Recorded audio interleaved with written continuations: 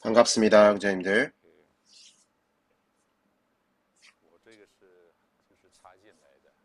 이것은 제가 중간에 끼워 넣은 것입니다. 여러분에게 모두 시간표가 있죠. 제가 이것을 말하는 것이 훈련의 일부분인지 아닌지 저도 잘 모르겠습니다. 이것도 훈련의 일부분입니다. 아침에는 이 두 번의 시간이 있죠. 그래서 제목은 하나는 워치만 리 형제님에 관한 것이고 또 다른 하나는 위트니스 형제님에 관한 시간을 보내기로 했습니다. 제 생각에는 지금 좀 에코가 좀 심한 것 같습니다. 제가 먼저 위트니스 리 형제님에 대해서 말하고 싶습니다. 리 형제님에 대해서 먼저 말하겠습니다. 어떻게 말해야 할까요? 여러분의 수중에 앞 페이지 네 쪽이 있죠. 이 네 쪽의 페이지는 매우 특별하다고 말할 수 있습니다. 왜냐하면 이것이 아마도 제가 믿기로 리형제님께서 돌아가시기 전에 아마 1년이 채 남지 않았을 시점일 것입니다. 그분의 가족들에게 하신 말씀들이기 때문이죠. 여기에는 나의 자녀들에게라고 되어 있는데 제가 보기에 손자녀들도 손녀와 손자들도 포함되는 것 같습니다. 아마 1996년 그 시기에 그분께서 이 말씀들을 하셨을 것입니다. 물론 저는 그때 그분께서 신체 상태로 인해서 안에서부터 어떤 그런 예감이 있었을 것이라고 느낍니다. 시간이 많지 않았다는 예감을 가지셨을 것이라고 믿습니다. 그래서 그분이 구술로 자신의 자서전 같은 것을 기록하신 것이죠. 아마 이것을 정식의 자서전이라고 말할 수는 없죠. 하지만 간단하게 자신의 개인의 역사를 가족들에게 한번 말씀하신 것입니다.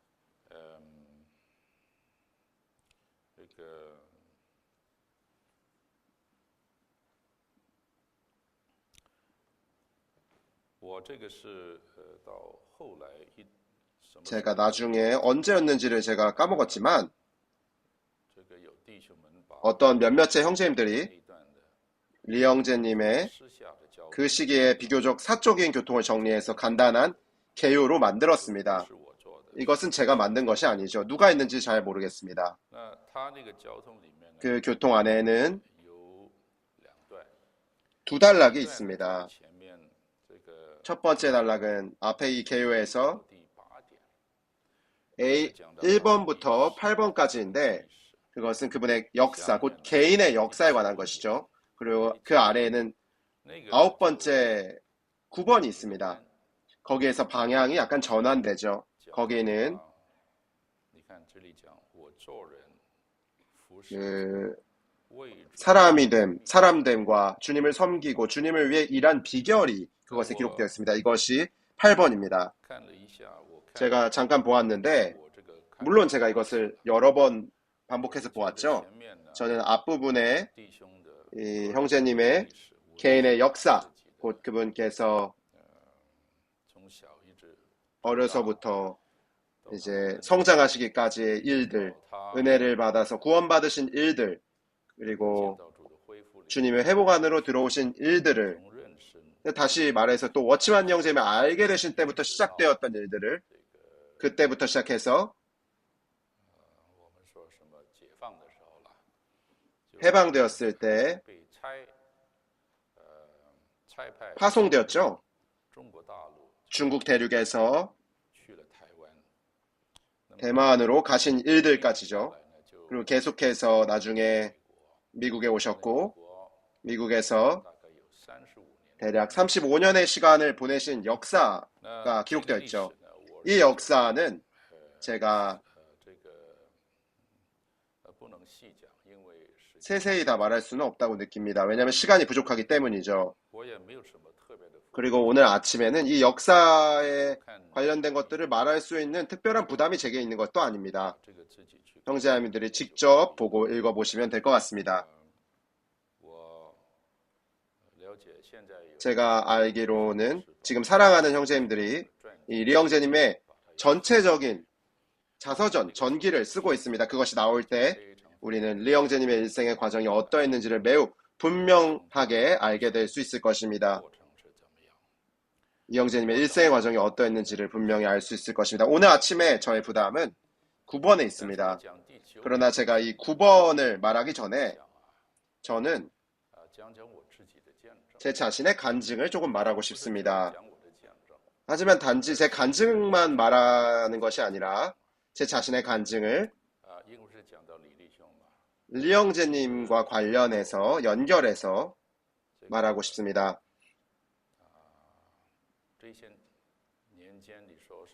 이러한 수년, 여러 해 동안 여러분이 몇 년입니까? 라고 묻는다면 제가 말씀드릴 수 있습니다. 정확히 30여 년 동안 제가 그분과 만났습니다. 제가 주님의 회복 안으로 들어왔죠. 그리고 들어오고 난 다음부터 리형제님께서 돌아가신 때까지가 30년입니다. 제가 말하는 주님의 회복 안으로 들어왔다는 것은 그 시점은 바로 리형제님을 알게 되었던 그때였습니다. 여기에 당 형제님이 계신데 비교적 더 잘 알고 계실 겁니다. 왜냐하면 형제님께서 저보다 더 일찍 계셨기 때문이죠. 그러나 로스앤젤레스부터 시작해서 1967년부터 97년까지입니다. 67년부터 97년까지입니다. 저는 이 각도에서 우리의 리 형제님에 대해서 말하고자 합니다. 물론 저는 오늘날 살아계신 상당히 많은 형제자매님들이 리 형제님과 각자 개별적으로 특별한 관계가 있었다는 것을 알고 있습니다. 저는 절대로 여기서 제가 리 형제님과 어떤 특별한 관계가 있었다거나 제가 어떤 특별한 사람이라고 말하려는 것은 아닙니다. 그런 뜻이 의도가 제게는 없습니다. 다만 저는 느낌이 있습니다. 젊은 형제자매님들에게 이러한 기회를 사용하여 조금 더 주관적인 교통을 하고 싶다는 느낌이 있습니다. 곧 제가 알고 있는 위트니스 형제님에 관한 내용입니다. 이 교통은 제가 거의 말해본 적이 없는 그런 교통입니다. 적어도 이렇게 농축된 방식으로, 압축된 방식으로 특별히 어디엔가에서 말한 적이 없죠. 이 이야기를 하려면 처음부터 말해내야 합니다.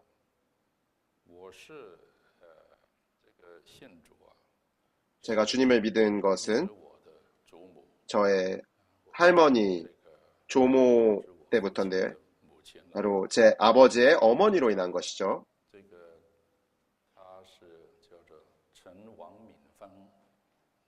그분의 이름은 천왕민펀 여사 혹은 자매님 혹은 사모님이라고 할 수 있겠죠. 저희 할머니는 광동 사람이었고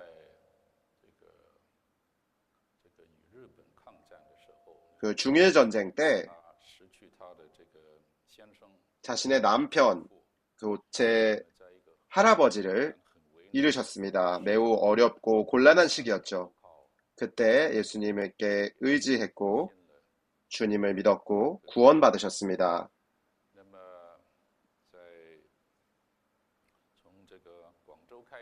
광저우에서부터 그분은 이렇게 저렇게 주님의 회복과 연결된 것인 것이죠. 그때부터 시작되었습니다.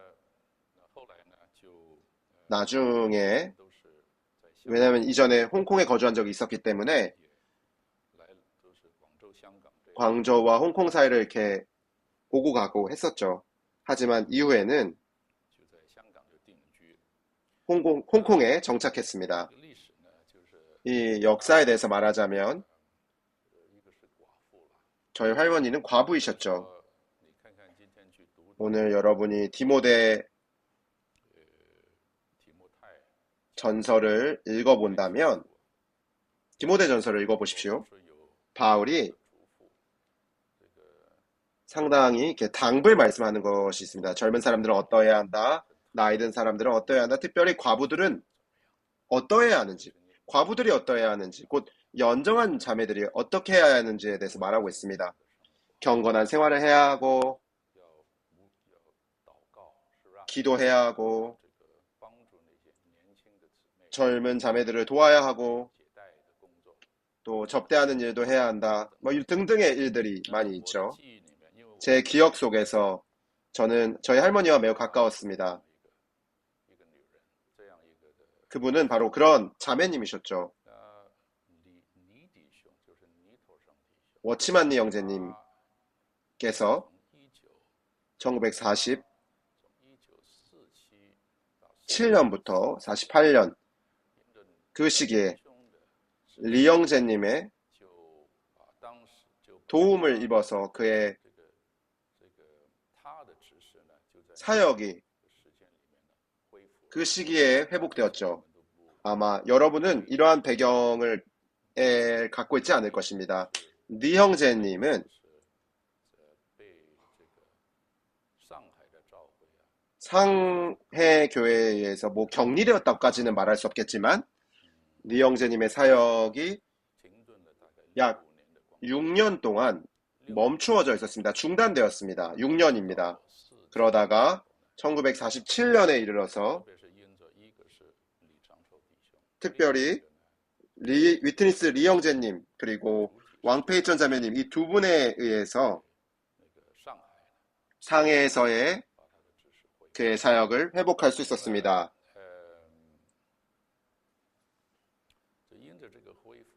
이러한 회복으로 인해서 중국 내에서 1921년부터 22년까지 주님의 회복이 시작된 때부터 그때까지 거의 30여 년 동안이었죠. 가장 전례 없는 부흥이 그 당시에 일어났습니다. 짧은 시간 안에 47, 48, 49, 50년 그 짧은 시기에 적어도 이 해안가에 있는 지역들에서는 엄청난 부흥이 일어났습니다.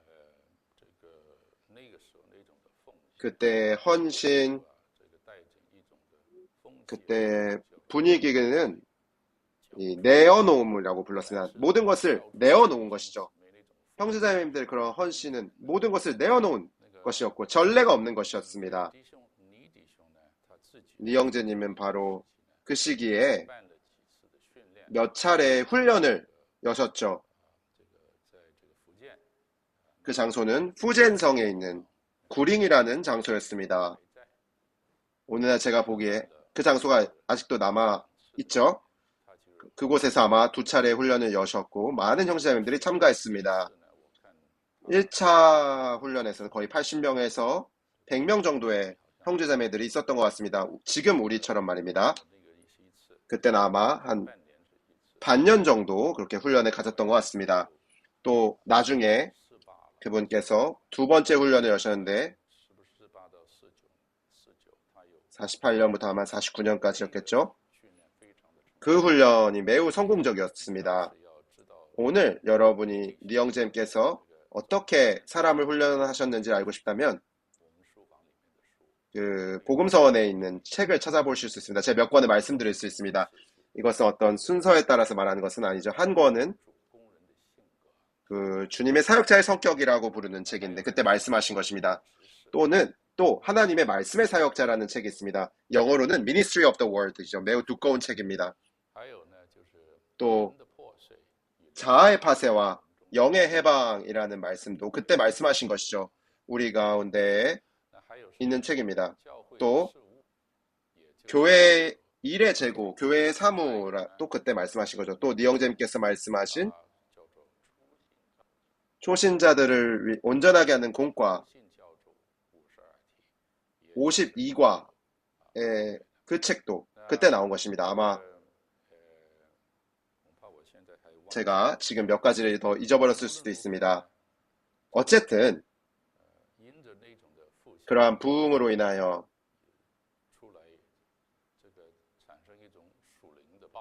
일종의 영적인 폭발이 일어났습니다. 중국에서 주님의 복음이 그 매우 짧은 시간 안에 정말로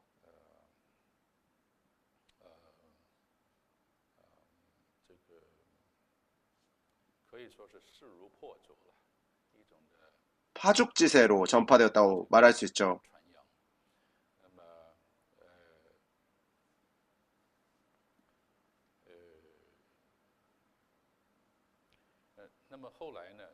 나중에 령잼께서 1949년에 파송되어 가셨죠. 이 이야기도 매우 중요한 이야기입니다. 저는 여러분께 시간이 있다면 적어도 반드시 워치만 형제님의 전기를, 자서전을 잘 읽어봐야 한다고 느낍니다. 제 손에 있는 것은 영어판입니다. 이 전기는 리영재님께서 쓰신 것이죠. 제가 말씀드릴 수 있습니다. 리영재님은 1972년에 돌아가셨습니다. 72년이었죠. 안후이라는 지역에서 돌아가셨죠. 1973년에 위트니스 형제님께서 로스앤젤레스에서 매년 한 차례 비공식적인 훈련을 하셨었죠. 매년 봄마다 한 차례의 훈련을 하셨습니다. 그것은 비공식 훈련이었습니다. 전체 교회가 다 참석했죠. 그때는 주중에 일반적으로 기도 집회도 몇 달 동안이나 중단하고 전부 일주일에 3번씩, 2번 혹은 3번씩 형제자매님들이 함께 모여서 저녁에 리영재님으로부터 비공식적인 훈련을 받았습니다. 그 훈련 안에서 리영재님께서 리영재님의 역사와 생애에 대해서 한 번씩 말씀하셨습니다. 또한 그분과 리영재님 사이의 관계에 대해서도 말씀하셨습니다. 그것이 1973년이었죠. 그 책이 영어로는 The History of the Church and the Local Churches, 교회와 지방교회의 역사들이란 책으로 있습니다. 아마 중국어판이 있을 것입니다. 대만 복음서에도 이 책이 있을지는 모르겠지만 아마 교회와 지방교회들의 역사였습니다. 교회는 2000년의 교회의 역사를 다 통틀어서 말하는 것이고 지방교회들의 역사는 이 주의 회복의 역사에 대해서 말하는 것입니다. 그 책에서 말씀하신 내용은 나중에 리영재님께서 리영재님의 전기를 쓰실 때 하나의 초고가 되었습니다. 오늘 여러분이 보시면 그것이 바로 초고입니다. 그리고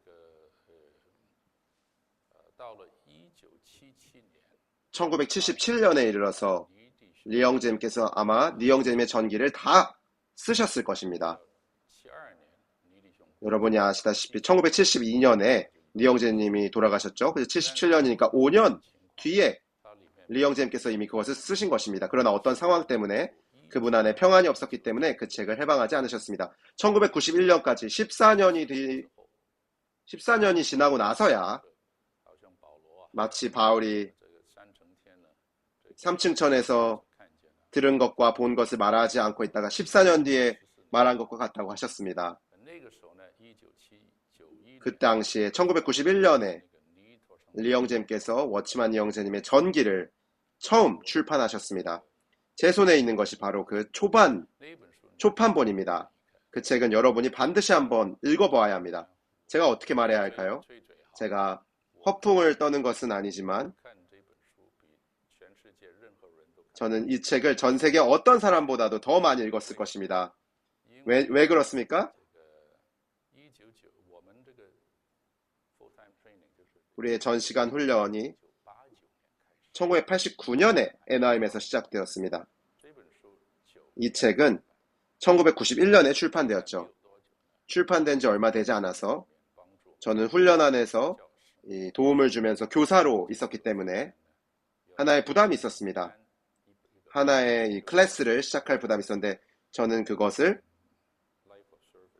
Life of Service, 봉사의 생명이라고 이렇게 부르는 수업을 아, 봉사의 생명이라는 이 클래스를 시작할 부담이 있었습니다. 제가 그 수업을 가르치기 시작해서 오늘날까지 가르치고 있습니다. 1989년에 시작한 것은 아니고 아마 이 책이 나온 지 얼마 안 된 1992년, 1993년쯤이었을 것입니다. 보십시오. 오늘까지 이미 25년, 26년 정도가 되었죠. 이미 20 몇 년 동안 그 반이, 클래스가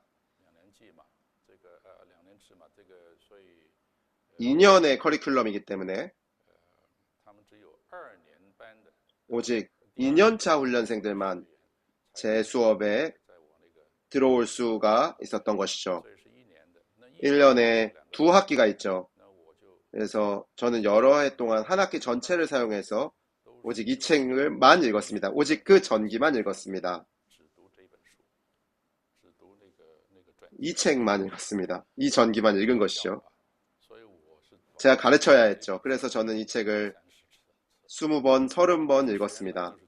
훈련생들은 그냥 한 번 읽는 정도였지만 저는 20번, 30번 읽어야 했죠. 제가 보기에는 여러분 가운데도 이 전기를 그렇게 많이 읽은 사람은 없었을 것입니다. 저는 이 전기를 말하는 것입니다. 다시 주제로 돌아오도록 하겠습니다. 1950년에 리영재님은 홍콩에 가셨죠. 홍콩에서 집회를 인도하셨고 홍콩 교회에 큰 부흥을 가져왔습니다. 그때에 리영재님을 대만에서 또 초청해 오셨죠. 이 두 형제님에 대해서는 제가 두 번째 시간에 특별히 더 말하도록 하겠습니다. 곧 리영재님과 리영재님에 대해서 말하겠습니다. 그분들은 몇 달, 아마 3개월에서 4개월 정도의 기간이죠. 많아야 아마 그 정도의 시간 동안 홍콩에서 마지막으로 함께 계시면서 어깨를 이렇게 맞대면서 함께 나란히 사역했습니다. 1951년에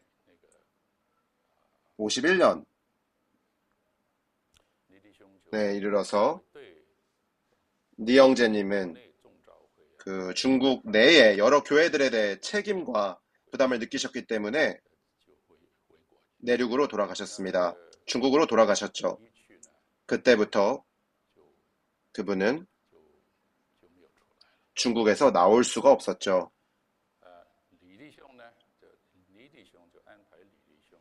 리영재님이 리영재님을 홍콩에 안배하셨지만 또 리영재님이 홍콩 교회 전체 모든 봉사, 장로, 집사 등을 직접 안배하셨죠. 리영재님이 직접 안배하셨습니다. 이야기할 것이 너무 많기 때문에 다 말할 수 없을 것입니다. 오늘 제가 이렇게 생각해 볼 때 그것은 참으로 특별한 것이었습니다. 저는 1950년도에 태어났습니다. 어디서 태어났을까요? 저는 난징에서 태어났습니다.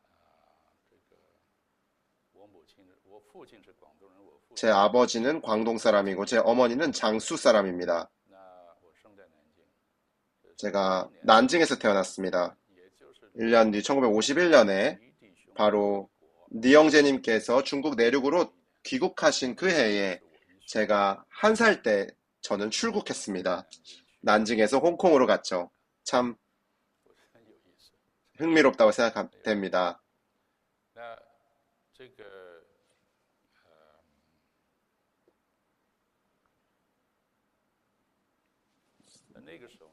그때에 제 할머니는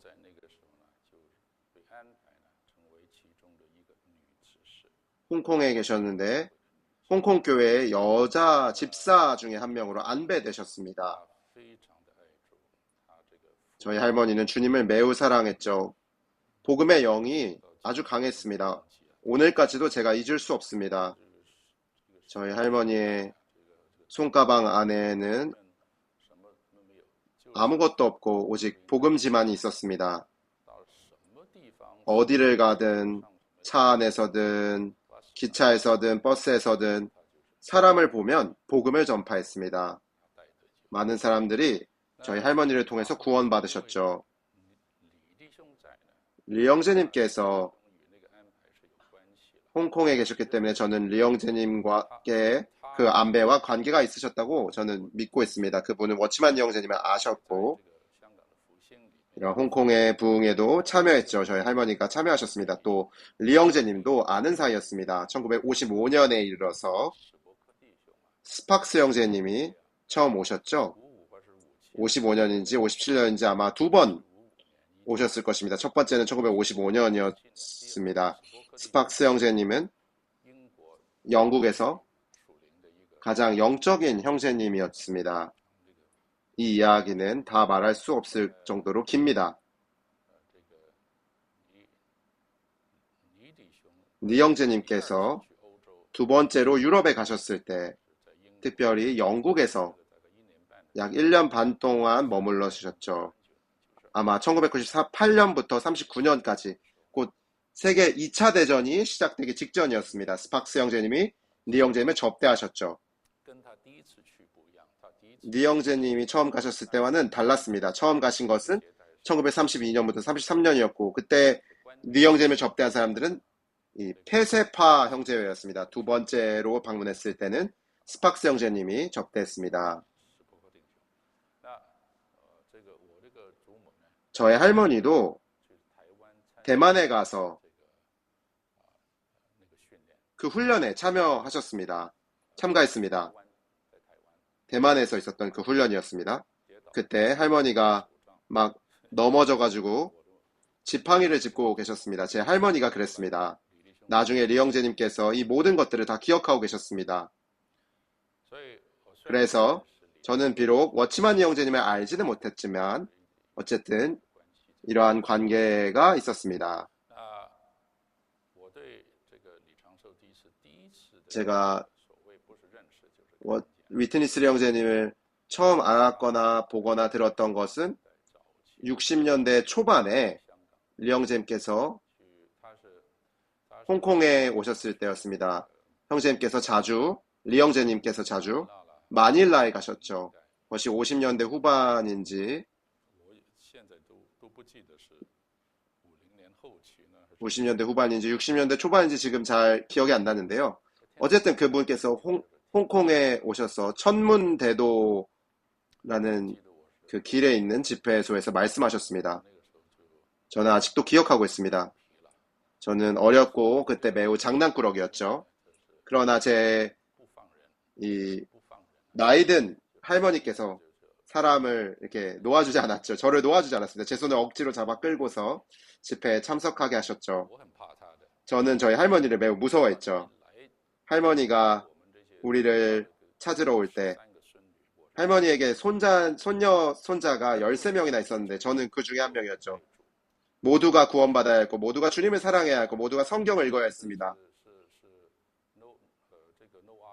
선택의 여지가 없었죠. 노 옵션이었습니다.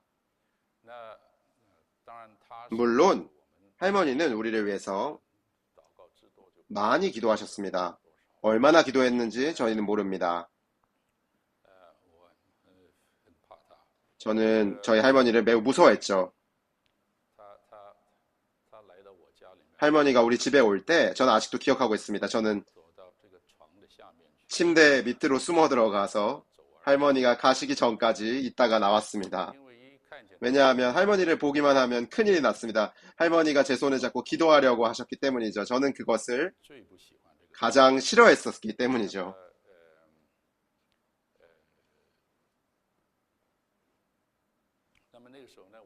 그때 제가 기억납니다. 위트니스 형제께서 말씀을 전하러 오셨고 할머니가 우리를 끌고 갔습니다. 천문대도 집회소는 2층으로 되어 있었는데 마치 극장과 같이 되어 있습니다. 아래에 한 층 있고 2층 위에 발코니가 있었습니다.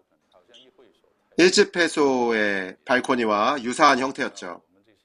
우리의 몇몇 아이들은 2층으로 뛰어 올라갔습니다.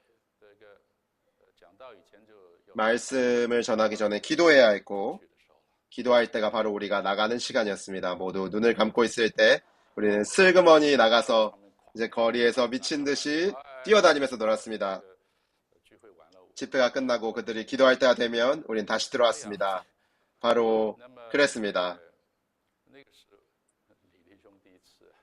그때 제가 처음으로 리영재님이라는 분을 보았죠. 제가 이제 시간을 또 넘어가다 보겠습니다. 1967년에 이르렀습니다. 67년이었죠. 저는 1967년에 미국에 와서 공부했습니다. 대학에 다니기 위해서 왔습니다. 제가 간 곳은 오리건 대학교였습니다. 오리건주는 캘리포니아주 이제 위에 있는 주이죠. 이쪽에 오고 난 다음에 3개월이 지났을 때였는데 1967년 12월이었습니다. 저의 사촌 형제 2명이 이미 로스앤젤레스에서 있는 교회 생활 안에 있었기 때문에 저를 초대했습니다. 물론 그들은 제가 주님을 사랑한다는 것 등을 알고 있었죠. 그래서 제가 왔습니다. 어느 날 이 그레이하운드 버스라고 부르는 버스를 탔습니다. 그레이하운드입니다. 오늘날에는 아무도 그 그레이하운드 버스를 타지 않지만 저는 그것을 21시간, 21시간을 타고 유진, 오리곤에서 로스앤젤레스 다운타운 터미널까지 계속 타서 왔습니다. 그들이 와서 이제 저를 데리고 집회에 참석했습니다. 제가 아직도 기억하는 것은 첫 번째 집회가 기도 집회였습니다. 화요일 저녁이었는지 수요일 저녁이었는지 모르겠지만 들어가자마자 정말 대단했습니다. 소리가 아주 대단했죠. 아멘 하는 소리, 눈을 뜨고 하는 기도. 저는 매우 이러한 기도의 분위기에 익숙하지 않았습니다. 익숙하지 않은 정도가 어느 정도였냐 하면은 아주 익숙하지 않았기 때문에 제가 다시 돌아가고 싶다는 생각이 있었습니다. 그러나 두 사촌 형제가 저를 돌아가게 놔두지 않았기 때문에 제가 그곳에 남았습니다. 바로 1967년 이른바 크리스마스 때 청년 특별 집회가 있었죠. 리영재님이 함께 하셨던 가장 초기의 특별 집회였기 때문에 사람이 많지 않았습니다. 그 2줄 정도밖에 없었죠. 아마 형제님들이 기억하시는지 모르겠지만 사람들이 그렇게 많지 않았죠. 바로 그때 이 교회 특별 집회가 있었는데 이 겨울에 이런 집회가 이제 있었죠. 바로 그때에 리영재님께서 그리스도께서 생명 주시는 영이심을 말씀하셨고 주님을 먹고 마시고 누려야 한다는 것, 기도로 읽는 것, 그런 것들을 말씀해 주셨습니다. 67년이었죠. 저는 바로 67년 12월에 저의 영을 만졌을 뿐 아니라 제 연합된 영에 대해서 알게 되었고 영을 훈련하고 주님 자신을 만짐으로 인하여 그때 주님의 회복에 대해서 분명한 이상을 갖게 되었습니다. 제가 미국에 오기 전에 홍콩에 있을 때 주님이 이미 저를 부흥시켰습니다. 저는 이미 부흥되었습니다. 저는 일생을 주님께 헌신했었죠. 제가 처음으로 헌신한 것은 67년 아마 3월이었던 것 같습니다. 저희 할머니의 생신이 있었던 바로 그날이었습니다. 제가 아주 분명히 기억합니다. 저는 제 일생을 주님께 드려서 주님을 섬기겠다고 헌신했습니다. 그러나 그때 제 관념이나 여러 방면에 있어서 주님의 회복에 대해서는 그렇게 분명하지 않았습니다. 그러나 주님께 감사드립니다. 그 기간에 앞선 형제님들의 인도로 인해서 제가 리영재님의 책을 읽기 시작했습니다. 제가 가장 귀하게 여겼던 것은 워치만 리영재님의 책이었습니다. 저는 그렇게 자랐습니다. 제 영적인 젖은 바로 워치만 리영재님의 책이었습니다. 리영재님의 책이 아니었죠.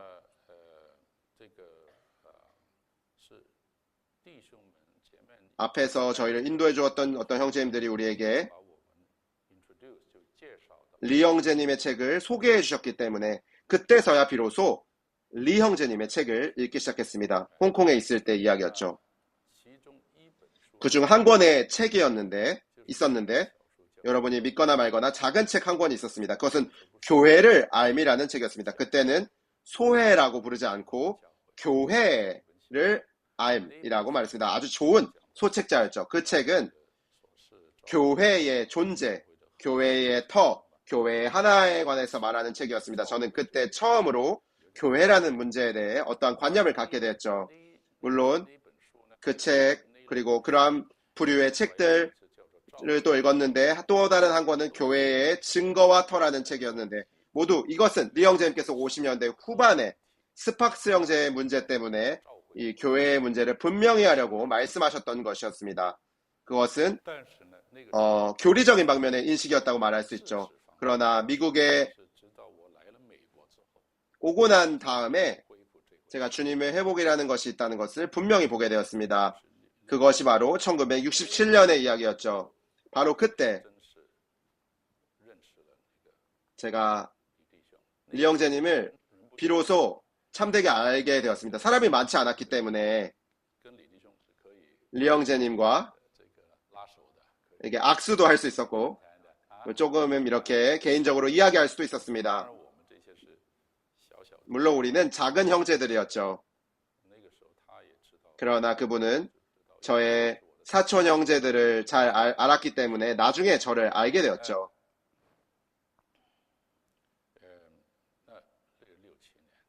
67년이었죠.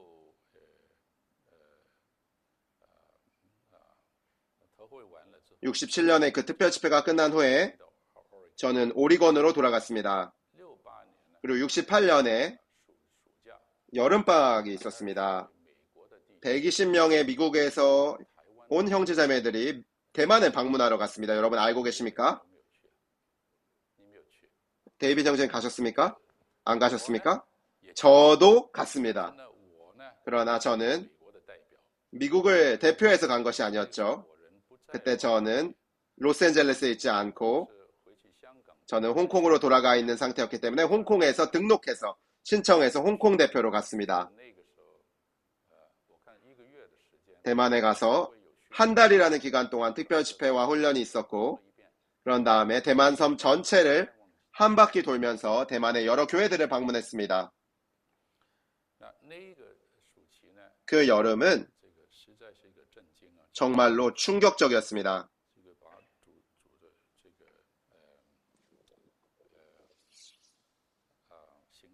주님의 움직이심과 주님의 회복을 더욱 분명하게 제게 보여주셨습니다. 그때 우리에게 구호가 있었는데 모두 영 안에 살고 터 위에 굳게 서라. 이것이 바로 두 구호였어. 두 표어였습니다. 영 안에 살고 터 위에 굳게 서라. 오늘 저는 우리 가운데 많은 젊은이들이 있는데 이 두 가지에 대해서 깊이가 부족하다고 느낍니다. 없다고는 말할 수 없지만 우리는 그때 기초를 놓는 때였기 때문에 그 기초를 매우 견고하게 놓는 시기였습니다. 하나는 영의 문제, 곧 영 안에 사는 문제였습니다. 또 다른 하나는 터의 문제, 곧 교회의 터의 문제였죠. 좋습니다. 그의 말 1968년 크리스마스 때 저는 두 번째로 로스앤젤레스의 이 동일한 종류의 특별 집회에 참석하게 되었습니다. 바로 그 특별 집회 안에서 제 안에 감동이 있었습니다. 형제님들의 부담을 만졌죠. 그래서 1969년이었습니다. 2월이었는데 제가 오리건에서의 이런 학업을 포기하고 남캘리포니아로 와서 남캘리포니아 남가주 대학교에 들어가게 되었습니다. 오늘 여러분 가운데 남가주 대학교를 봉사하는 분들이 있겠죠? 저의 두 학위가 모두 남캘리포니아 대학교에서 받은 것입니다. 그때 저는 집회소에서 거주하면서 교회 생활에 자신을 투신했습니다. 제가 너무 자세하게 이야기하는 것이 좋지 않을 것 같습니다. 제가 그때부터 리 형제님을 이렇게 30여 년이라는 기간 동안 아마 세 단락으로 나눌 수 있겠지만 제가 진정으로 리 형제님을 알게 되었습니다. 첫 번째로 바로 67년이죠. 77년까지입니다. 77년은 그렇게 좋은 시대가 아니었습니다. 77년은 우리 가운데서 첫 번째로 배역이 일어났었던 시기였기 때문이죠. 아주 큰 배역이 일어났습니다.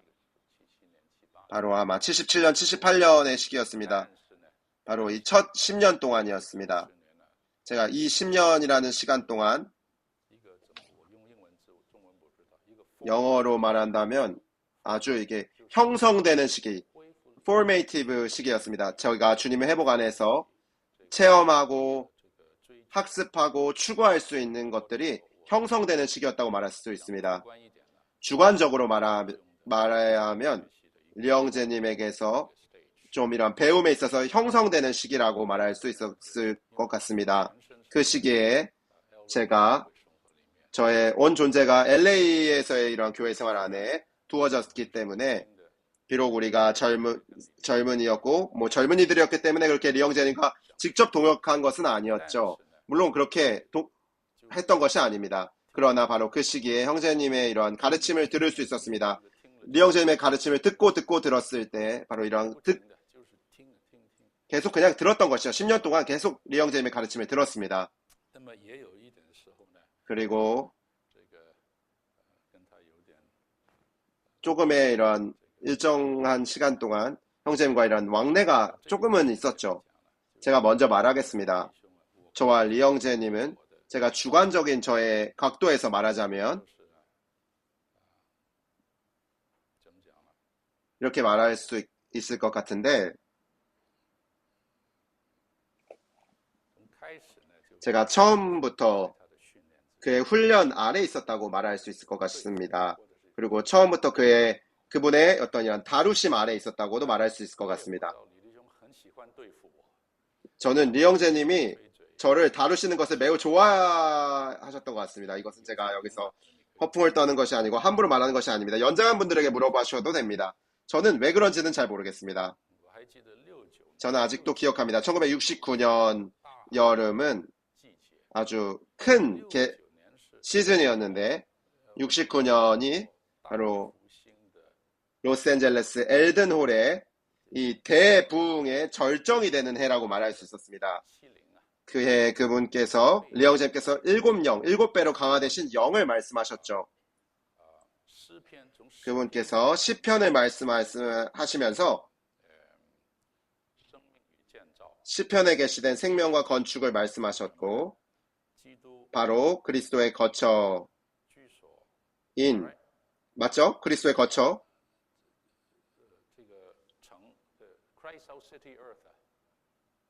그리스도의 집, 성, 땅을 말씀하셨죠.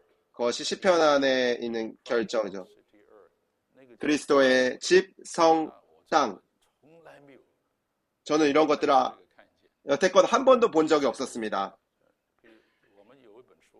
예를 들어 우리에게 이러한 책의 이름을 가진 책이 있는데 시편에 계시된 예표된 그리스도와 교회 그것들이 아마 모두 그 해 여름에 말씀하신 것일 것입니다.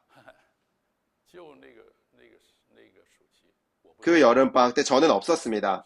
왜냐하면 제 집안에 일이 있었기 때문이죠. 그래서 저는 그 여름을 놓쳐버렸죠. 돌아오고 난 다음에 제가 어느 날에 엘든홀에서 나올 때 리영재님께서 그곳에 계셨습니다. 그분이 말씀하셨습니다. 너 어디 갔느냐? 그때에 리영재님은 바로 그런 연장한 형제님이었죠. 저 같은 이런 작은 어린 형제에게 그분이 이렇게 물으셨습니다. Where were you? 어디에 있었느냐? 왜 집회를 빠졌느냐? 라고 물었습니다. 저는 여러분들에게 이렇게 말씀드립니다. 리영재님께서 이렇게 저희를 도와오셨습니다. 그 외에도 많은 훈련 집회,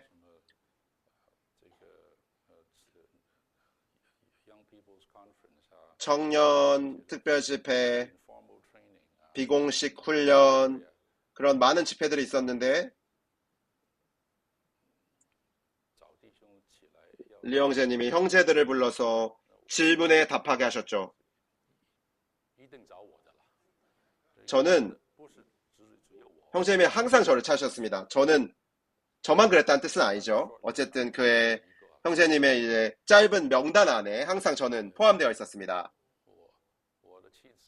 저의 아내인 비키 자매는 그때를 자주 기억하고 있습니다.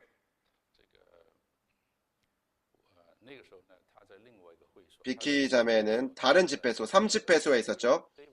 웨스트 LA에 있었죠. 데이빗 형제님과 같이 있었습니다. 형제님 혹시 그때 이미 이주하셨나요?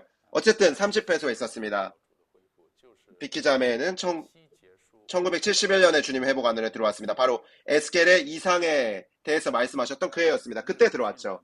그때 훈련이 있었는데 제가 방금 말씀을 드렸던 그런 봄에 있었던 훈련이었습니다. 리영재님은 저에게 질문을 주셔서 답하는 것을 매우 좋아하셨죠. 어떤 집회에서 그분이 형제님이 영어로 이렇게 불렀죠. 미노루라고 불렀습니다. 또 저에게 대답하라고 하신 것이었습니다. 마침 그날 저는 공부해야 했기 때문에 없었습니다. 미노루 형제 어디에 있냐? 미노루 형제 근데 아무 소리도 나지 않았죠. 제 자매가 나중에 제게 말해주었는데 그때가 저희 자매가 제 이름을 처음 들은 때였다고 합니다. 그래서 저에 대한 인상이 매우 나빴다고 했습니다. 아, 이 형제는 집회에 오지 않는 형제구나. 그래서 아주 나쁜 인상을 가지고 있었다고 하죠. 그녀가 지금도 종종 이 일을 제게 상기시켜주고 있습니다. 리 형제님은 바로 이러한 분이셨죠. 이것을 다루심이라고 말해도 좋고 시험이라고 해도 좋고 어떤 시련이라고 말해도 좋겠습니다. 저도 잘 모르겠습니다. 하지만 제 자신의 각도에서 본다면 30년이 지난 이후에 제가 말할 수 있는 것은 이것은 그분이 사랑했기 때문에 다루셨다는 것입니다. 그분이 당신에게 어떤 기대나 어떤 소망을 가지고 있었기 때문에 다루신 것이었습니다. 주님 안에서만 이러한 다루심이 있는 것이죠. 그래서 더 말하진 않겠습니다. 그래서 초기에 제 10년, 처음 10년은 formative years, 형성되는 시기였다고 말할 수 있습니다. 형성기였다고 말할 수 있죠. 젊은 형제자매들에게 이것을 말하고 싶습니다. 지금 여러분 중에 많은 분들이 대학생이나 또 어떤 이런 시기에 있죠. 여러분은 주님을 섬기지 말아라 뭐 이렇게 말하는 것은 아니죠. 복음을 전파하지 말아라 뭐 이렇게 필요가 없다 이런 것을 말하는 것입니다. 그때도 우리는 복음을 전했고 많은 봉사를 했지만 그러나 가장 중요한 것은 이 시기에 여러분은 가능한 한 주님의 회복 안에 있는 모든 기본적인 풍성을 흡수해야 한다는 것입니다. 힘껏 흡수해야 합니다. 정말로 힘껏 해야 합니다. 공부하든지 말씀을 듣든지 집회에 참석하든지 너무 많다고 느끼지 마십시오. 집회가 너무 많다, 책이 너무 많다 이렇게 생각하면 안 됩니다. 왜냐하면 젊을 때 여러분은 스펀지와 같기 때문이죠. 이런 해면과 같기 때문에 솜과 같기 때문에 그때가 지나간다면 제 나이가 되면 불가능합니다. 제가 말씀드립니다. 불가능합니다. 젊을 때 저는 리영재님의 책을 읽었는데 리영재님의 책을 읽었죠. 마치 수호전을 읽듯이 잠도 자지 않고 읽었습니다. 와, 계속 읽고 그러한 흡수력은 젊기 때문에 흡수력이 매우 대단합니다. 매우 훌륭하죠. 그러면 여러분은 반드시 읽어야 합니다. 반드시 흡수해야 합니다. 들으면 들을수록 좋고 읽으면 많이 읽으면 읽을수록 좋습니다. 여러분이 제가 읽은 것을 다 이해하지 못하고 다 분명하지 않습니다 라고 말해도 두려워하지 마십시오. 그것은 나중의 문제입니다. 주님의 종이 우리에게 말했습니다. 인생에는 4단계가 있습니다. 첫 4단계가 있습니다. 20, 30, 40, 60, 80, 50, 60, 70, 110, 100세 저는 잘 모르겠습니다. 하지만 어쨌든 4단계가 있습니다. 첫 번째 단계는 흡수의 시기입니다. 그 흡수의 시기에는 그러니까 picking up 어떤 것을 이렇게 주입받고 전달받고 이제 픽업하는 시기입니다. 그것이 바로 첫 번째 시기죠. 두 번째 단계는 여러분이 읽은 것들을 체험하기 시작하는 시기입니다. 체험을 시작하는 것이죠. 이것이 두 번째 단계입니다. 세 번째 단계는 여러분이 체험한 것을 적용하는 것입니다. 적용하는 것이죠. 적용하는 것입니다. 다만 체험하는 것이 아니라 그것을 적용하는 것이죠. 네 번째 단계에 이를 때 그때서야 바로 주님의 손 안에서 유용한 시기가 된다고 했습니다. 들어보십시오. 그렇다면 적어도 60세라는 뜻이죠. 죄송합니다. 적어도 60세 아니면 75세입니다. 그때 저는 이 말을 듣고 매우 실망했습니다.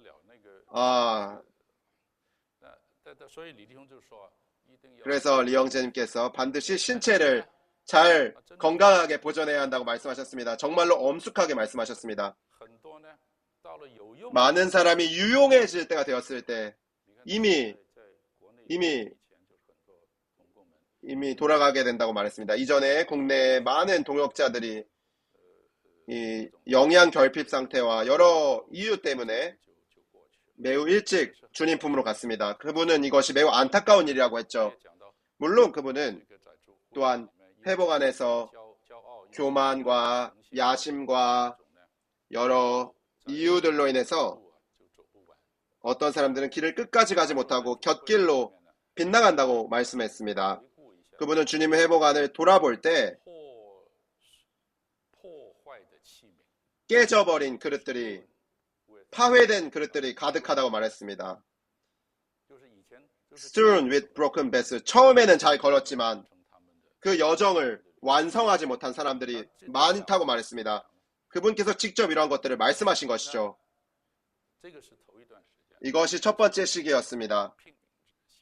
그때는 필사적으로 흡수하고 필사적으로 실제로 훈련하는 시기였죠. 그것을 사용할 수 없다고 말할 수도 없고 무엇을 해냈다고 사용할 수 있다고 말할 수도 없었고 무엇을 해냈다고는 말할 수 없었습니다. 단지 흡수하는 것이었습니다. 오늘 제가 말씀드릴 수 있는 것은 저의 개인적인 생활이나 봉사나 교회 생활 등등 그때 모든 그런 것들이 기초가 그때에 놓였습니다. 그때의 기초가 놓였습니다. 저는 주님께 감사합니다. 그러므로 여러분은 이 시기에 반드시 기초를 놓아야 합니다. 기초를 많이 놓으면 놓을수록 안정적이 되고 더 강해야 합니다. 강한 기초를 놓아야 합니다. 어떤 큰 야심을 품어서라는 말이 아니라 다만 이 시기에 배우고 보고 듣고 읽으라는 것이죠.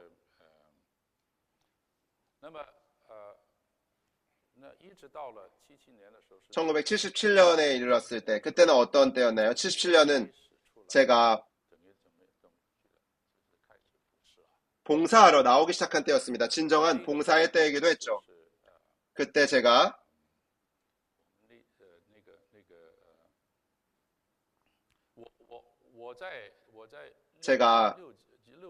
1969년에 로스앤젤레스에 있었을 때 뭐 봉사를 안 했다는 뜻은 아닙니다. 그때 아주 대량으로 봉사가 제게 있었습니다. 저는 그때 우리 가운데 젊은이들이 만든 이 소식지를 처음 출발했습니다. The Generation이라고 했습니다. 제가 말씀드리지만 제가 바로 그 출판한 사람이었죠. 영문판이었습니다. 오늘 여러분은 그 아주 오래된 이 소식지를 찾아볼 수 있습니다.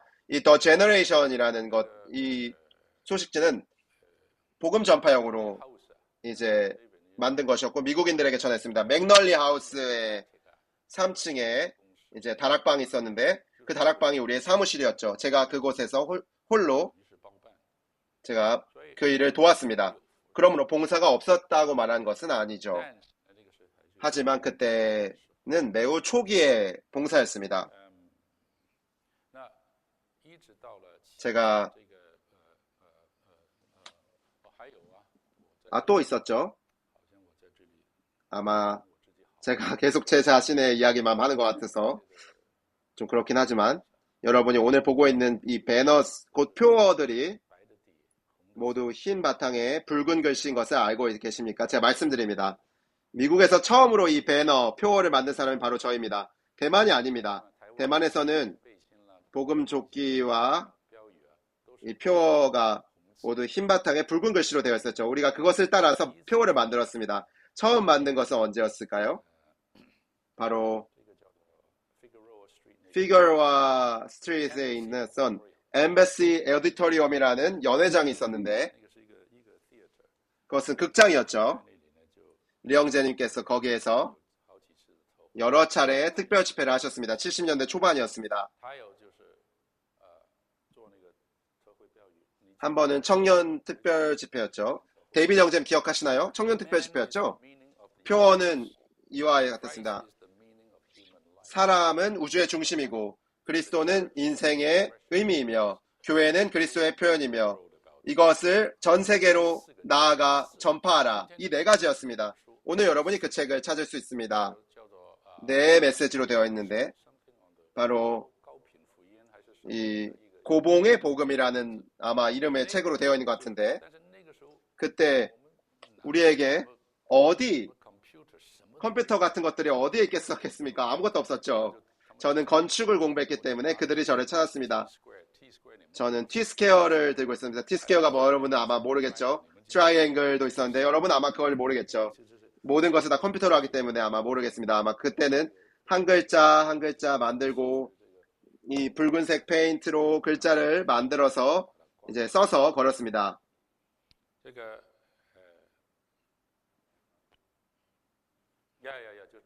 바로 그 찬송이죠. 예, 여러분이 알고 있는 그 찬송입니다. 좋습니다.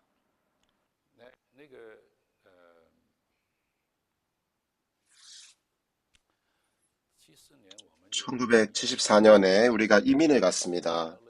로스앤젤레스에서 함께 현재 이 애나하임이 있는 오렌지 카운티로 이주했죠. 리영재님은 그때 애나하임에 계셨고 우리는 헌팅턴 비치로 갔습니다. 말하자면 리영재님과 이렇게 떨어져 지낸 것이죠. 그러나 사실 교회가 두 개였습니다. 그때 오렌지 카운티에는 당시에는 두 개의 교회만 있었습니다. 젊은 사람들은 대부분 헌팅턴 비치에 있었고 비교적 연장한 분들은 대부분 애나하임에 있었습니다. 그때 리영재님께 부담이 있었죠.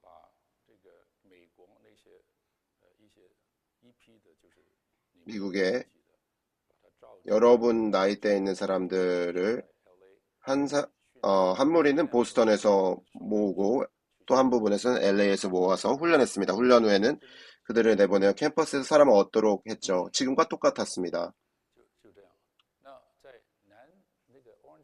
오렌지 카운티에는 두 교회가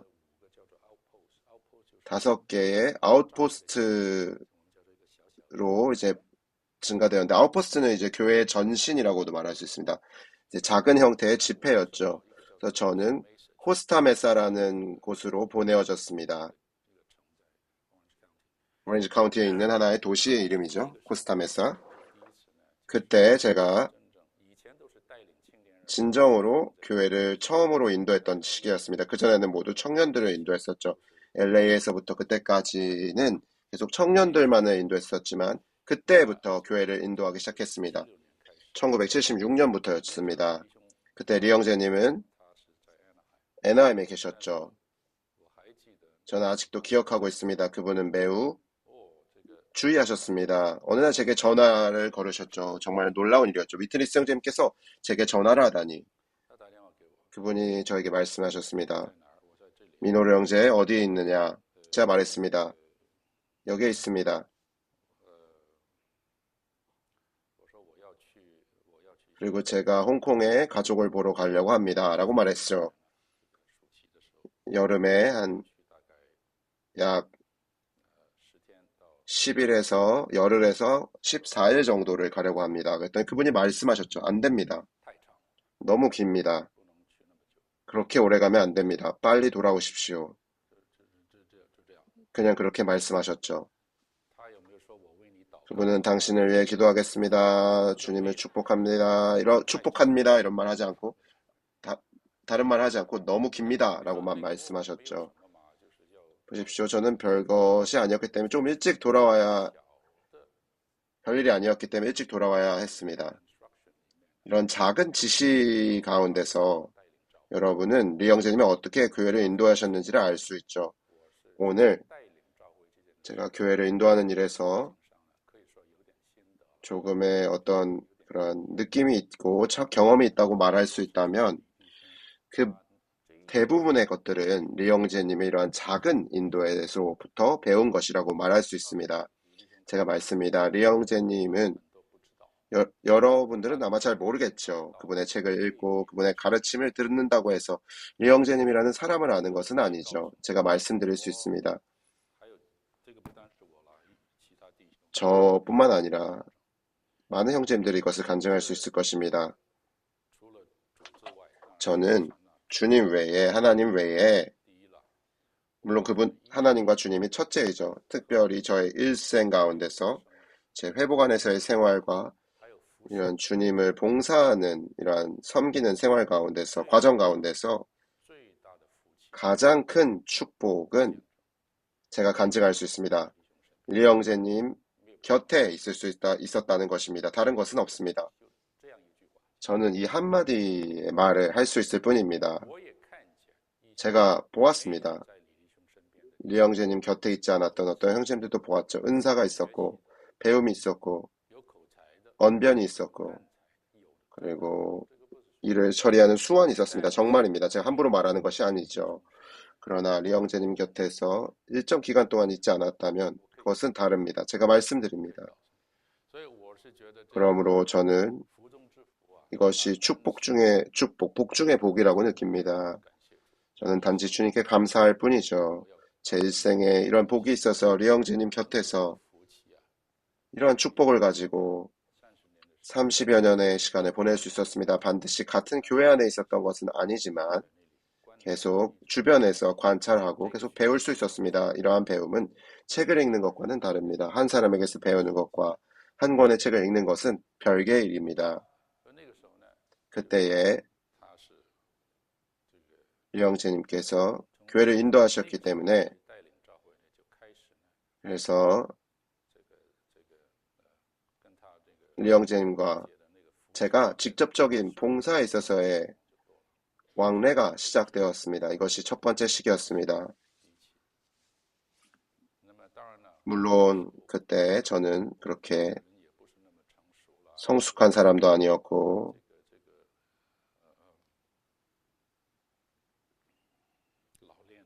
그렇게 노련한 사람이 아니었죠. 그때 그렇지 않았습니다. 그때 겨우 20대였습니다.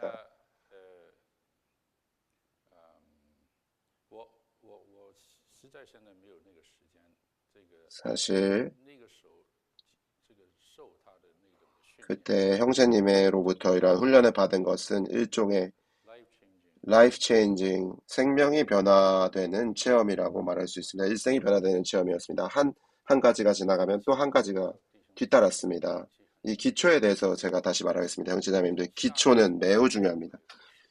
기초가 매우 중요합니다. 그 다음에 어떻게 걸어갈 수 있을지는 또 다른 문제이죠. 기초가 중요합니다.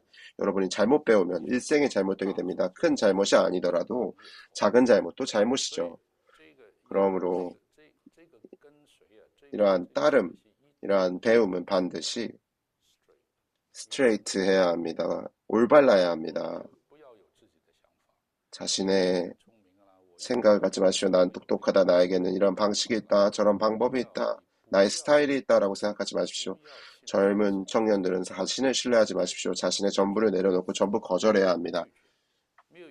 의견 없이 거기에서 배우셔야 합니다. 그러나 누구에게서 배우느냐가 매우 중요합니다. 잘못된 사람에게서 배우면 문제가 생길 수 있습니다. 주님께 감사드립니다. 어느 정도 저는 제대로 배웠다고 말할 수 있습니다. 제가 물론 성공했다는 뜻은 아니지만 적어도 주님의 은혜와 긍휼로 그러한 본이 그곳에 있었습니다. 77년부터 87년까지가 두 번째 단계입니다. 대략 이 시기가 저의 봉사에 있어서는 매우 중요한 시기였습니다. 리영재님은 이 기간에 중국어권에서의 일을 시작하셨습니다. 1982년, 83년이었습니다. 지금 여기 계신 어떤 형제님들은 모두 그 당시에 있었던 분들이죠. 장첸 형제님, 님도 그 당시에 있었습니다. 갑자기 리영재님께 부담이 생겨서 중국어권의 일을 시작하게 되셨죠. 이전에는 이런 일이 없었습니다. 중국어권의 일을 하실 뿐 아니라 우리 젊은 몇몇 사람들을 나오게 하여 전 세계적으로 중국어권의 일을 하게 하셨죠. 앤드류 유 형제님도 포함되고 몇 분이 더 있었죠. 이쪽에서 특별히 남가주에서는 주로 저희 두 사람이 있었죠. 왜냐하면 84년 10월에 리영재님께서 대만으로 가셨죠. 5년 동안 가 계셨죠. 리영재님이 가시자 앤드류 영재님은 리영재님을 따라서 대만에서 형제님 곁에서 봉사했습니다. 저는 이쪽에 남아 있었죠. 그래서 그때 중국어권의 일은 어느 정도 저에게서 떨어져 있었습니다. 당 형제님이 아직 계시지 않았습니다. 시카고에 계셨기 때문이죠. 그래서 저의 어깨에 이 중국어권의 일이 있었습니다. 이 기간에 리 형제님은 한편으로 이곳에 계시지 않았지만 대만에 계셨기 때문이죠. 다른 한편으로 그러나 그분은 모든 일을 안배하셨고 온전하게 하기 위한 것이었습니다. 여러분은 믿을 수 없을 것입니다. 제가 이러한 간증을 한 적이 있습니다. 저는 난징에서 태어났지만 난징 말을 하지 않았죠. 저는 홍콩에서 자랐기 때문에 완전히 광동어를 쓰면서 자랐습니다. 저는 광동어를 배우면서 자랐죠. 그래서 여러분이 당신의 중국어는 어디에서 배웠냐라고 묻는다면 제 중국어는 부모님에게서부터 배운 것입니다. 제 아버지는 광동 사람이었지만 어렸을 때 텐진에서 자랐고 저의 어머니는 장수성 우시 사람이셨기 때문에 그래서 부모님은 집에서 보통 중국어 만다린을 하셨죠. 제가 자랄 때 저는 한 번도 말하지 않았지만 날마다 들었습니다. 집에서는 모두 이 만다린 중국어를 했습니다. 미국에 와서도 말하지 않았죠. 1983년까지 그랬습니다. 1983년까지 저는 중국어를 말한 적이 없습니다. 저는 홍콩에 있을 때 중국어 성경을 읽었고 중국어 책을 읽었죠. 모든 것을 다 중국어 중국어반을 다녔고 중국어 고전도 읽었고 저는 영어반을 다니지 않았습니다. 영어반은 그런 것들을 읽지 않았죠. 저는 그런 것들을 읽었습니다. 그래서 저의 중국어에는 적어도 조금의 기초가 있었습니다. 하지만 이곳에 온 이후에는 중국어 성경도 오랫동안 읽지 않았고 중국어 영적인 서적도 보지 않았습니다. 그런데 그때 갑자기 리영재님께서 중국어권의 일을 해야 한다고 하셨기 때문에 형제자매님들과 왕래하는 데 있어서도 문제가 있었죠.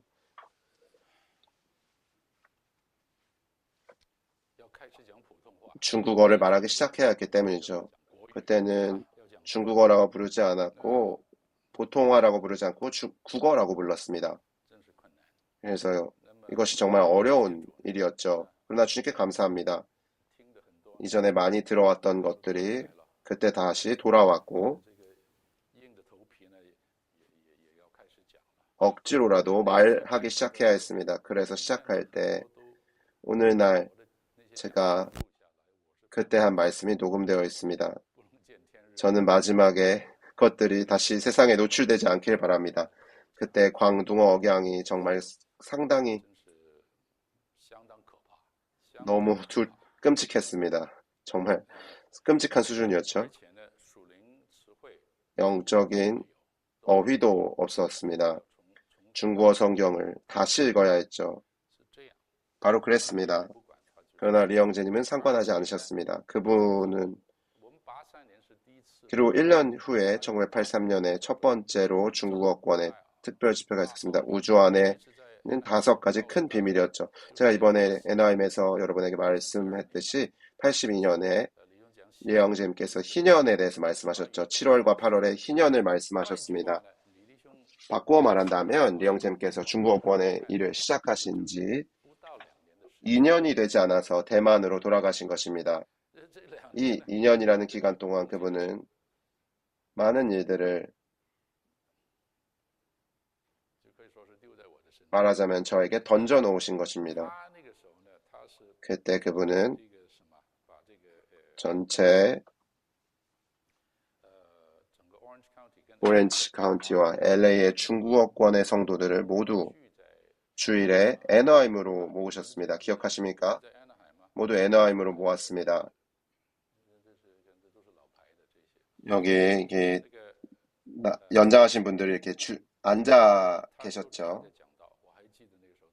그때 형제님께서 오셔서 말씀을 전하셨는데 빌립보서에 대해서 말씀하셨죠. 정말 흥미진진했던 말씀이었습니다. 그때 형제님은 중국어권 가운데서 복음의 일을 추진하시기 시작하셨습니다. 중국어권 가운데서 복음의 일을 추진하셨죠. 84년 10월에 형제님께서 다시 대만으로 돌아가셨습니다. 대만으로 가시면서 주일 집회에 강단을 전부 제게 맡기셨습니다. 이것은 제 이야기를 하려는 뜻이 아니라 리영재님께서 사람을 이렇게 훈련시켰다는 것입니다. 그때가 아마 여러분들은 모르겠죠. 저의 인생에 있어서 가장 괴로운 날들이 바로 토요일 저녁이었습니다. 왜냐하면 다음 날에 말씀을 전해야 했기 때문이죠. 그 강단은 리영재님의 강단이지 저의 강단이 아니었습니다. 청중들이 모두 앞선 연장하신 분들이었죠. 심지어 워치만 영재님의 말씀을 들은 분들도 있었습니다. 그런데 저 같은 풋내기가 일어나서 그들에게 말씀해야 했습니다. 제 입에서 나오는 그 국어는 광동어 억양이 있었던 중국어였고 영적인 표현도 분명하지 않았습니다. 그래도 말해야 했습니다. 말해야 했습니다. 그래서 그때는 정말로 무서웠습니다. 저는 헌팅턴 비치에 살았고 매주 주일마다 올라와야 했죠. 그때 차를 몰고 이 브루커스트로 올라왔는데 정말 떨리고 두려운 일이었습니다. 다행히 형제자매들의 사랑이 가득했기 때문에 너무 많이 비판하거나 비평하지 않았습니다. 그러나 상당한 비판이 있었습니다. 집회 후에는 언제나 그 글자는 그렇게 발음하는 것이 아닙니다. 라고 말했죠. 형제자매들이 사랑으로 도와주신 것이죠.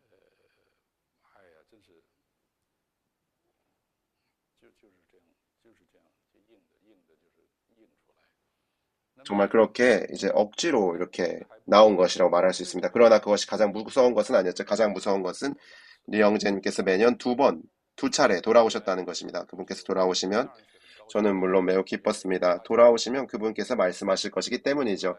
그런데 그분이 돌아오셔도 말씀하지 않으시고 여전히 저에게 전하게 했습니다. 말하게 하실 뿐만 아니라 거기에 앉으셔서 들으셨습니다. 그것이 가장 큰 시험이었습니다. 리영재님께서 거기에 앉으셔서 들으셨던 것이죠. 어떤 때는 그분이 뒤쪽에 앉으셨습니다. 한웨이딩 형제님이 그곳에 계셨는데 항상 그 두 분께서 뒤쪽에 앉아 계셨었죠. 정말로 그때 막 온몸이 긴장되었습니다. 어떤 때는 형제님이 앞쪽에 앉으셨습니다. 형제님이 저기 앉아 계시고 저는 여기 앞에 나와서 말씀을 전했죠.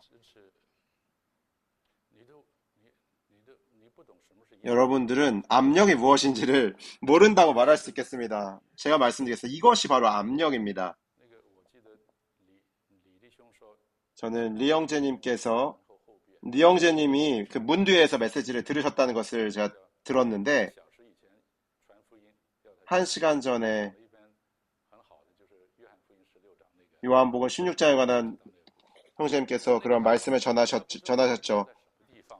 리형제는 그래도 리형제가 어디 계신지 몰랐기 때문에 그냥 말씀하시면 되었으니까 좀 쉬웠다고 말할 수 있겠죠. 하지만 리형제님은 바로 거기에 앉아 계셨습니다. 주님께서 거기 앉아 계셔서 듣는 것 같았죠. 말씀만 전해야 했을 뿐 아니라 저에게 광고를 어떻게 해야 되는지를 또 훈련을 시키셨습니다. 광고는 어나운스먼트죠. 어떤 때는 형제님의 말씀을 마치시고 난 다음에 저에게 광고를 하도록 했습니다. 광고가 끝나면 집회를 해산했죠. 제가 광고를 끝내고 형제자매들 다 분명하시죠? 라고 이렇게 물었죠. 모두가 분명했습니다. 그런데 한 목소리가 거기에서 들려왔습니다. 나는 분명하지 않습니다. 모두가 다 분명한데 형제님만 분명하지 않은 것이죠. 좋습니다. 좋습니다. 제가 그 뜻을 알았습니다. 제가 다시 한번 말했습니다. 저는 특별히 천천히 말했죠. 끝나고 난 다음에 모두 분명하시죠? 라고 물었습니다. 그분이 말씀하셨죠. 나는 아직도 분명하지 않습니다. 세 번째로 또 광고를 했습니다. 이것은 말씀을 전한 것이 아니라 광고를 한 것입니다. 나중에 형제님께서 저에게 말씀해 주셨습니다. 내가 여에게 말하겠다. 집회에서 광고가 가장 중요한 것이다. 말씀보다도 광고가 훨씬 중요하다. 광고가 가장 중요하다라고 말했습니다. 여러분, 이런 말씀을 들어본 적 있나요? 말씀을 잘 전한다 할지라도 광고가 좋지 않으면 사람들은 그 말씀을 기억하지 못하고 그 나쁜 광고만 기억한다고 하셨습니다. 왜냐하면 그것이 마지막 일이기 때문입니다. 그러나 어떤 때는 그 말씀이 그렇게 좋지 않아도 광고가 좋으면 사람들이 돌아가며 아, 이 집회는 좋았다라고 느낀다고 말씀하셨죠. 마지막에 들은 것이 그 광고이기 때문이죠. 여러분 다 기억하시나요? 이렇게 형제님이 우리를 훈련시켰습니다. 집회 이전에 함께 모여서 우리가 기도하죠. 리형제님도 오셨습니다. 리형제님께서 거기서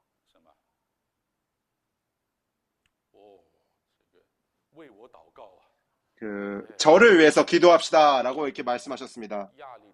그때가 압력이 가장 클 때였죠. 리형제님이 여러분을 위해 기도하시는 것은 정말 큰 압력입니다.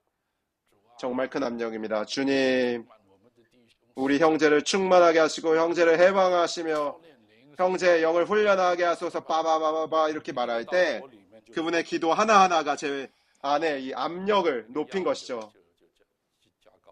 압력이 계속 증가한 것입니다. 그럼 어떻게 해야 합니까? 그냥 해야 합니다. 그냥 해야 했습니다. 제가 이러한 것들을 작은 일처럼 말하지만 제가 말씀드립니다. 이런 일들이 아주 많았습니다. 이것이 리형제님께서 온전하게 하시는 방식이었다고 말할 수 있죠. 물론 그 기간 동안 저는 대만에 1년 반 동안 갔고 거기에서도 어떤 봉사를 했습니다. 그때 그분이 주의한 것은 대만이었죠. 그러므로 이쪽에서도 일을 맡아야 했습니다. 그래서 중국어권의 일은 그 몇 년의 기간 동안에 세워졌다고 말할 수 있습니다. 1987년에 이르러서 우리가 이 문 두드리기 훈련을 NRM에서 했는데 리형제께서 친히 인도하셨습니다. 수천 명의 형제자매들이 일주일 동안 나가서 문을 두드렸죠. 그 이후에 산 가브리엘 밸리에 가서 문을 두드리기를 할 부담이 있었습니다. 그것이 1987년 10월쯤이었죠. 오늘날 이 샌 가브리엘 밸리와 동쪽 밸리와 이 서쪽 밸리에 이렇게 많은 교회들이 있는데 그 당시에 87년에 개척되어 나온 것입니다. 몬테레이 파크, 산 가브리엘, 그리고 롤린 하이츠, 그리고 하센다 하이츠. 그것이 바로 다이아몬드 바가 그 당시에 이제 개척되어 나온 교회들이라고 말할 수 있습니다. 그때에 저의 이 봉사는 리형제님을 따라서 전 세계 동역자들 가운데 한 젊은 동역자의 봉사로서 이렇게 시작되었습니다. 이렇게 인도되어 나온 거라고 말할 수 있죠. 또 세 번째 단계는 80년대 말부터 그분께서 돌아가시기 직전까지입니다. 저 특별히 한 가지를 말할 수 있습니다. 80년대 말에 두 번째 반역이 있었죠. 이 반역은 첫 번째 반역보다 훨씬 더 맹렬했고 훨씬 더 심각하고 엄중했습니다. 그때에 저는 이미 NRM에 와서 봉사하고 있었죠. 그곳에서 교회를 인도하고 있었습니다. 그 당시에 리형제께서 그곳에 계시지 않았기 때문에 반대하고 이의를 제기하는 사람들이 그 당시에 반역과 소요를 일으켰습니다. 그래서 80년대 말부터 90년대까지 제가 리형제님 곁에서 배운 것은 바로 전쟁하는 것을 배웠습니다. 바로 그 반역의 때였죠. 오늘 저는 시간이 없기 때문에 자세히 말할 수는 없지만 그 시기가 가장 흑암이 가득했던 어두웠던 시기라고 말씀드릴 수 있겠습니다.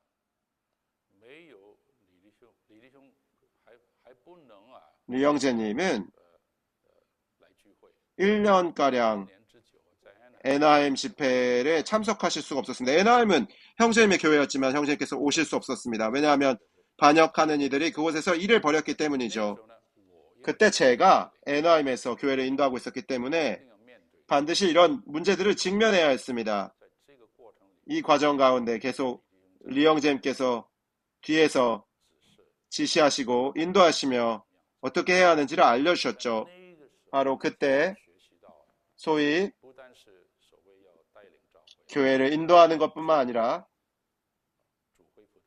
주님의 회복 안에 있는 문제들, 반역과 여러 종류의 상황들을 처리하는 것을 배우게 되었습니다. 그분께서 어떻게 처리하시는지, 그분의 지혜와 그분의 안목과 그분의 방식과 그런 것들을 저는 그때 조금씩 관찰하면서 배웠습니다.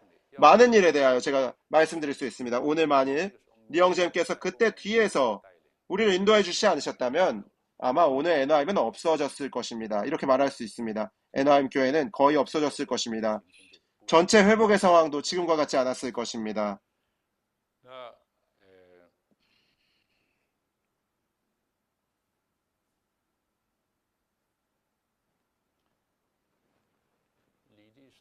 리영재님은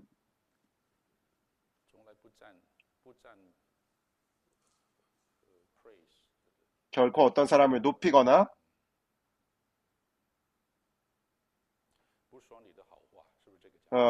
높이지 않았습니다. 그분은 한 번도 잘했어 이렇게 말씀하시지 않았죠.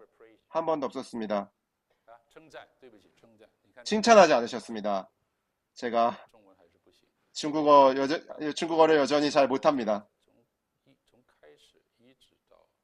처음부터 지금까지 한 번도 리영재님은 잘했습니다 라고 말씀하신 적이 없었죠. Very good 이렇게 말한 적이 한 번도 없었습니다. 거의 없었습니다.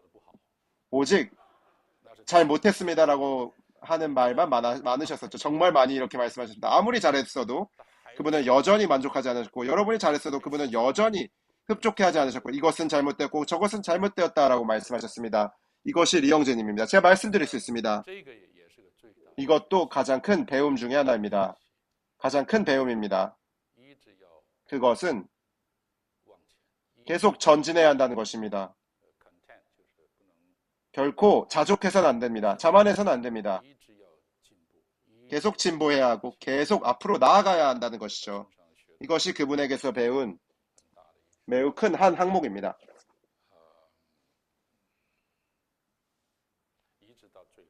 마지막에 이를 때까지 그렇게 하셨습니다. 한두 번 정도, 한 번은 공개적인 자리에서 또 한 번은 사적인 교통 가운데 제가 없었던 자리에서 한번 말씀하신 적이 있습니다. 최근에 한 형제님이 저희가 알려주셨습니다. 왜냐하면 모두 녹음이 남아있기 때문이다. 그러나 제 앞에서는 그렇게 칭찬하신 일이 한 번도 없었습니다. 오늘 제가 이렇게 조금 말하는 것은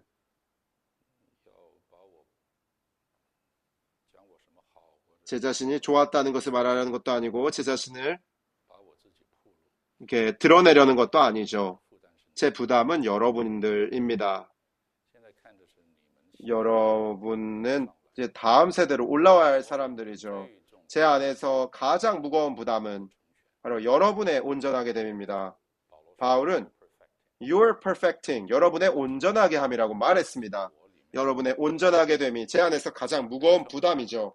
이 온전하게 됨은 여러분이 지금 즉시 어떤 쓸모가 있다거나 어떤 큰 일을 하게 될 것이라는 것이 아닙니다. 그것이 아닙니다. 여러분의 일생 앞에서 주님께서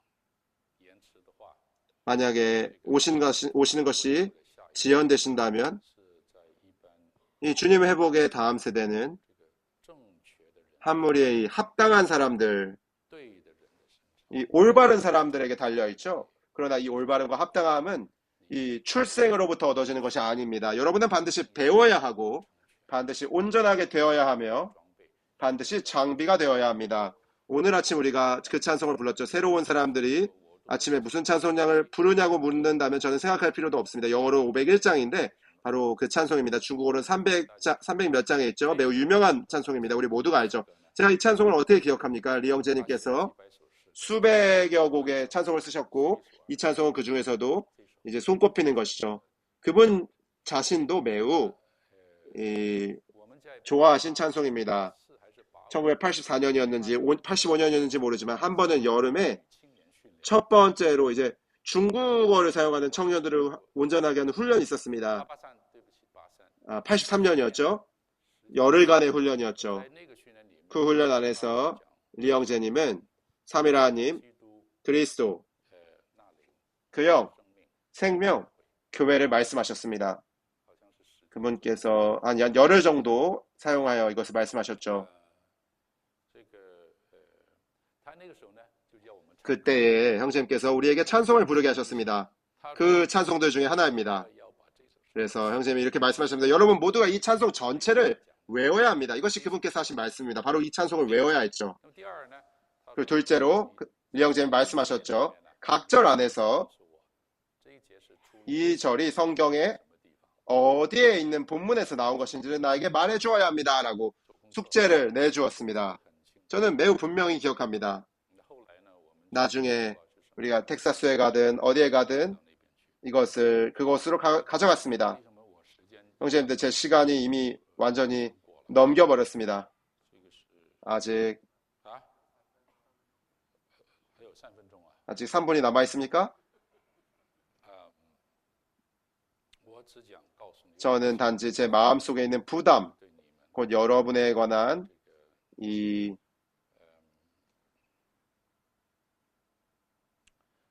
부담을 말해드리고 있습니다. 저는 중국인이죠.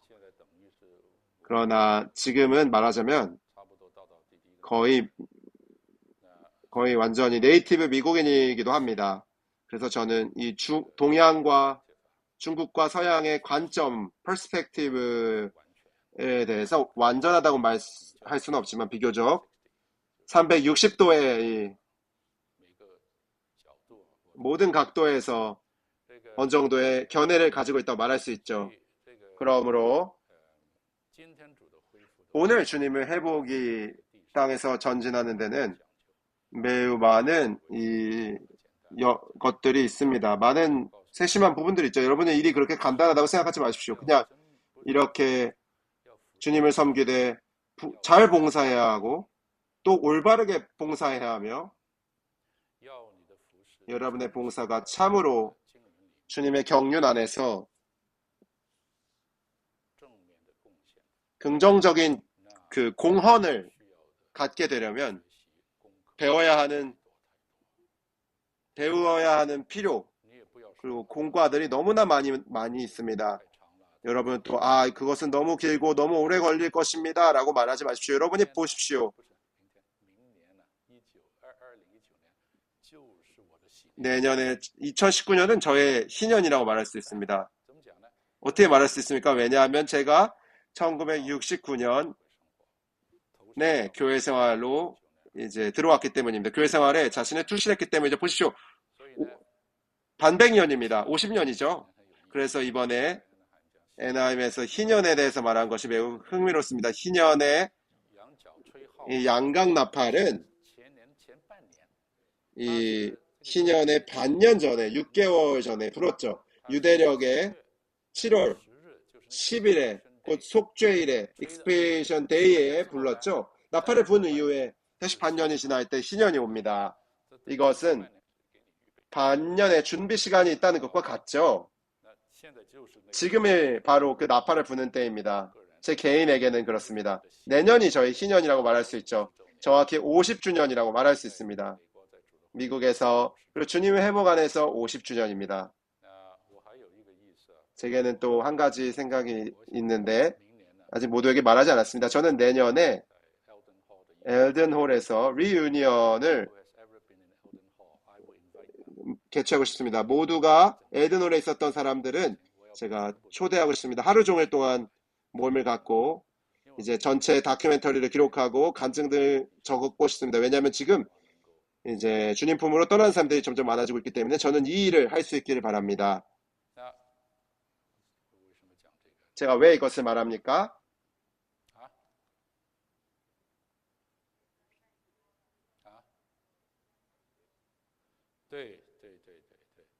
맞습니다. 다른 말로 한다면 50년이 순식간에 지나갔다는 것입니다. 정말로 정말로 빠르죠. 아주 빠르게 50년이 지나갑니다. 50년 동안에 많은 회고와 많은 기억이 있었어. 그러나 한 가지가 있습니다. 그것은 주님께 감사하다는 것이죠. 저는 참으로 주님께 감사해야 합니다. 주님 자신뿐만 아니라 그분의 사랑과 그분의 인자하심과 그분의 관용과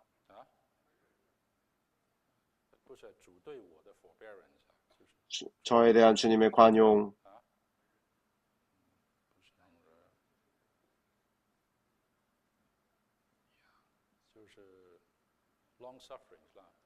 오래 참음, 우리에 대한 주님의 오래 참으심에 감사합니다. 특별히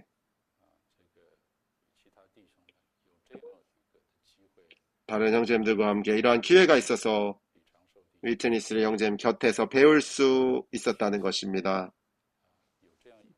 이러한 모범, 이러한 패턴, 이러한 본보기가 있었다는 것에 감사합니다.